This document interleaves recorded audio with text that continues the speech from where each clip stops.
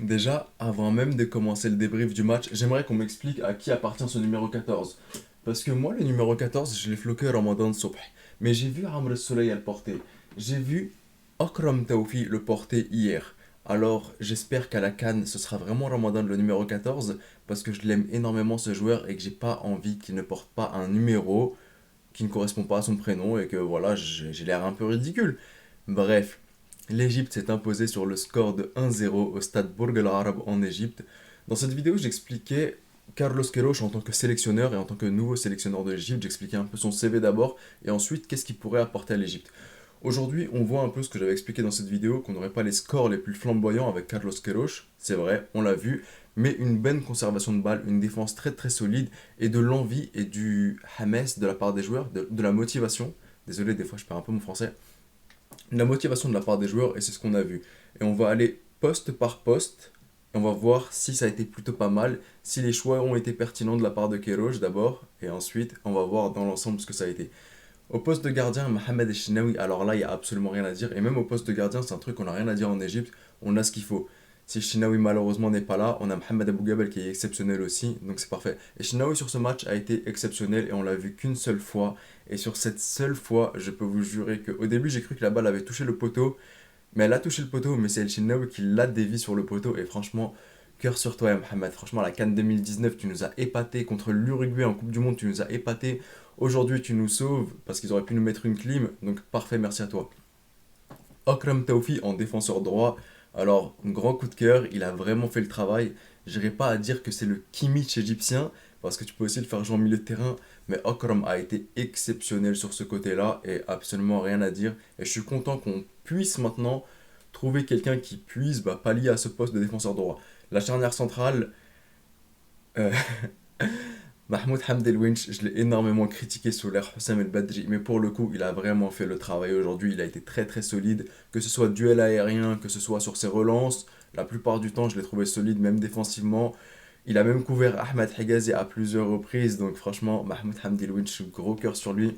Ahmed Higazi, très bon aussi, mais parfois je l'ai senti un peu en retard, une seconde de retard, et le Winch a dû le rattraper. Donc j'espère que ça va mieux se travailler ça de la part de Higazi, parce que ça reste quand même notre défenseur central essentiel, donc je veux pas qu'il commette des erreurs comme celle-là. Ensuite, Fattouh, Fattouh, j'ai un reproche à lui faire, et ce reproche, ça aurait pu nous tuer notre match, c'est qu'il loupe le duel aérien avant la frappe du joueur libyen qui est dévié par Mohamed Chinaoui qui aurait pu être un but.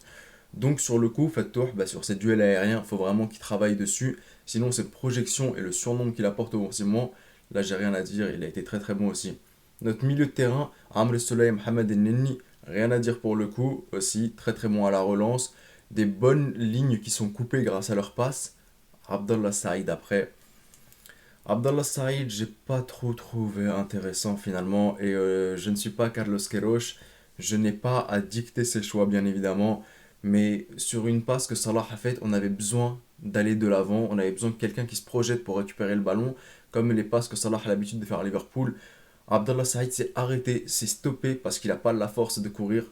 Abdallah Saïd, je ne l'ai pas trouvé très très impactant. On dit que c'est un joueur qui a une vision exceptionnelle, etc. Aujourd'hui, j'ai pas trouvé que sa vision exceptionnelle a été mise à profit et qu'elle pouvait ne serait-ce que servir. Donc Abdallah Saïd, je l'ai trouvé complètement inutile et on a bien fait de le remplacer au bout d'un moment.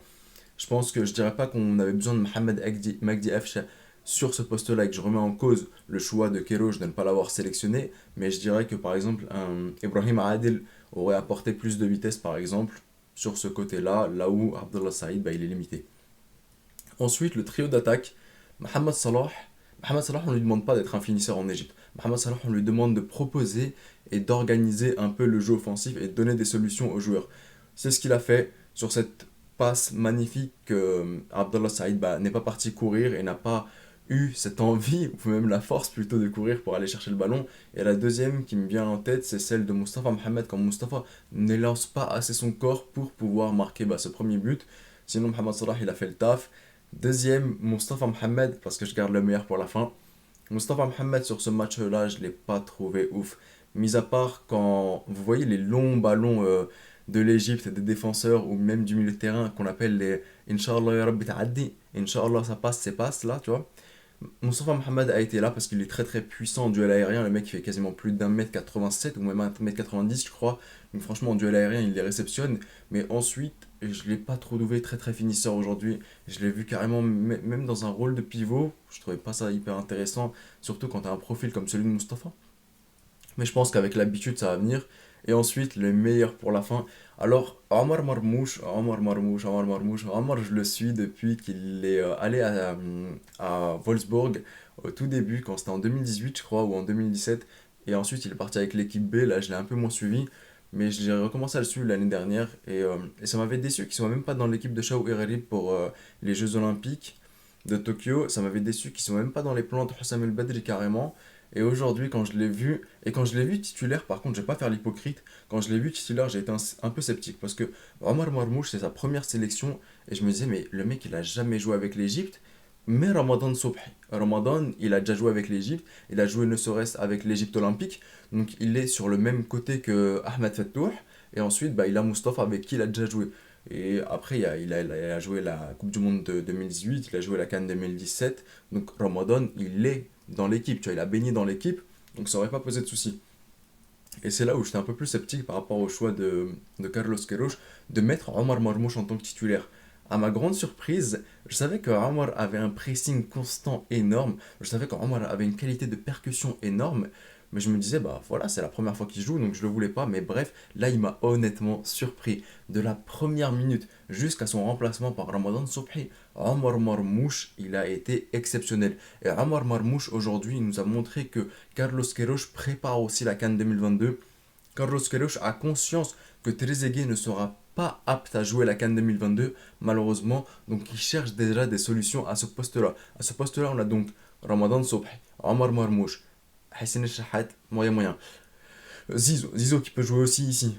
Mohamed Sherif, tu peux le mettre sur l'aile aussi. Mohamed Magdi Afche, tu peux aussi le mettre sur l'aile. Donc tu as énormément aujourd'hui de solutions au poste d'ailier droit. Et c'est là où je trouve que Carlos Queiroz a été intelligent. Deuxième des choses, c'est qu'il a vu qu'il avait une qualité de percussion énorme déjà pour apporter offensivement.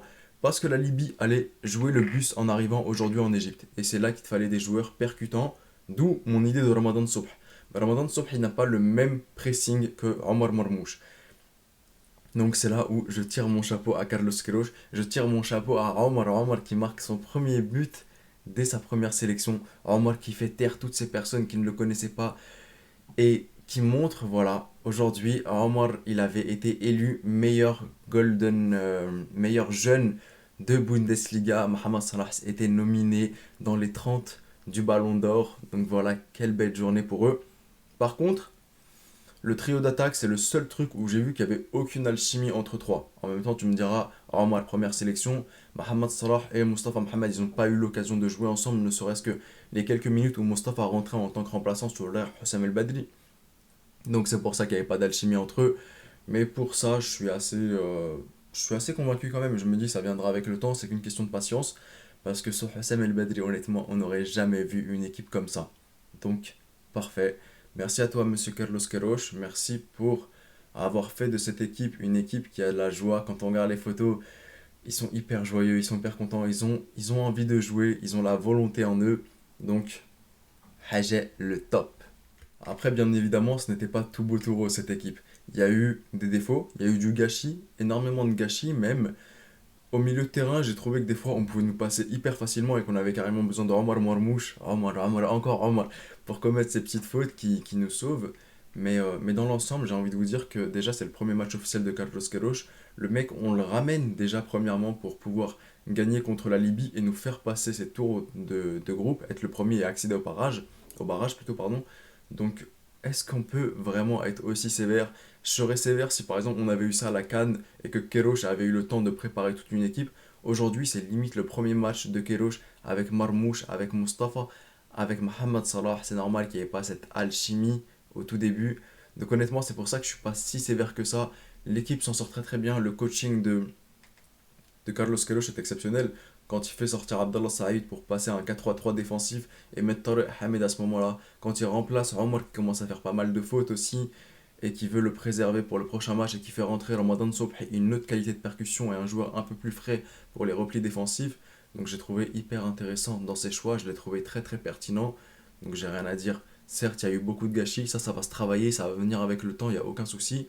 Pour le coup, j'ai toujours été très très sévère avec l'Égypte et sous l'ère Hossam El Badri, je l'ai été. Et mais aujourd'hui, je le sens, il y a un truc qu'on peut vraiment faire. Il y a une qualification en Coupe du Monde qu'on peut aller chercher, Inch'Allah, ya Rabbi, bien sûr. Et une canne aussi qu'on peut aller chercher avec la qualité de groupe qu'on a, avec l'entraîneur que l'on a aujourd'hui et aussi avec la motivation. Et je vous invite à aller sur le Twitter, par exemple, EFA l'équipe égyptienne et vous verrez les photos et vous verrez à quel point, et essayez même de comparer ces photos-là avec celles de Hossam El Badri et vous verrez que c'est le jour et la nuit et qu'on a une équipe aujourd'hui qui est prête à aller très très loin pour ce maillot magnifique. Et on arrive maintenant à la fin de cette vidéo. C'était le petit pharaon et je vous dis Arrivederci.